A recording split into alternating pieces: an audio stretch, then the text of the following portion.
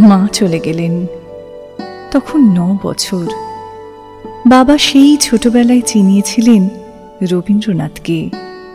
বলেছিলেন, মা, একদিন কালের নিয়মে আমিও চলে যাব, তবে ইনি তোকে কখনোই ছেড়ে যাবেন না রে।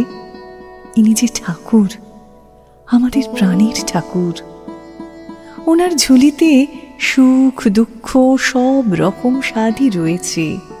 যখন সুখে আনন্দে মন ভরে যাবে, তখন গাইবি, গান গাইবি, মন খুলে গান গাইবি। আবার যখন মনে দুঃখ কষ্ট বাসা বাঁধবে, নিজের অজান্তে চোখের পাতা ভিজে আসবে, তখন এনাকেই স্মরণ করবি।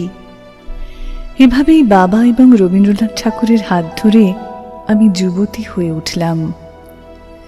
বাবা একদিন একটা ছবি দেখিয়ে বললেন, সুপাত্র ভালো চাকরি করে বনেদি পরিবার, তুই আর অমত করিস না মা। আমি কবে আছি কবে নেই।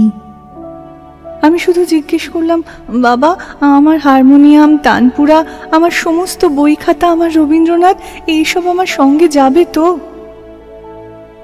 আমার স্বামী ভালো মানুষ, সুপুরুষ, আমাকে নিজের করে পেতে চায় সব সময়। কিন্তু আমাদের মাঝে যে রবীন্দ্রনাথ, তাকে আমি ছাড়ি কি করে? কাউকে ভালোবাসলে যে তার সব কিছুকে ভালোবাসতে হয়। জানি না ও সেটা বুঝতো নাকি জানতো না। আমার পিস্তুত দেওর নবীন মাঝে মাঝেই বাড়িতে তার আনাগোনা ছিল। অবিবাহিত বাউন্ডুলে মন খুলে গান গায়, কবিতা পাঠ করে, নির্ভীক কণ্ঠ তার, ঠিক আমার মনের মতন। ক্রমশ আমাদের মধ্যে তৈরি হলো এক আন্তরিকতার সম্পর্ক। আমি পথ চেয়ে থাকতাম, নবীন এলে গলা ছেড়ে গান গাইব, কথা বলবো, আমার নতুন লেখা সব কবিতাগুলো ওকে পড়ে শোনাবো। এভাবেই চলতে লাগলো। কিছুদিন পর বুঝতে পারলাম, আমার শ্বশুর বাড়ির মানুষজন আমাদের এই সম্পর্কটিকে ভালোভাবে নিচ্ছেন না।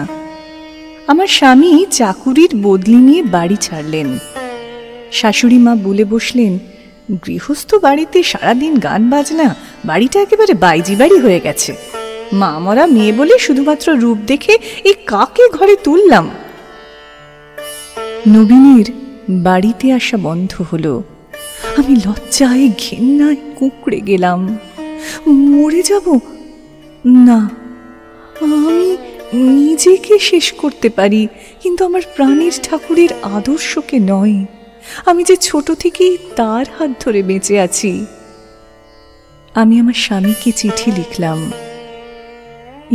জানো, রবি ঠাকুর বলেছেন, বন্ধুত্ব আর ভালোবাসায় অনেক তফাৎ আছে, কিন্তু ঝট করে সেটা ধরা যায় না।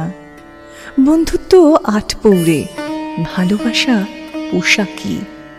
আটপৌরে কাপড় ছেঁড়া ময়লা হলেও চলে, কিন্তু ভালোবাসা নামক পোশাকটি ছেঁড়া ময়লা বিহীন পরিপাটি হতে হয়।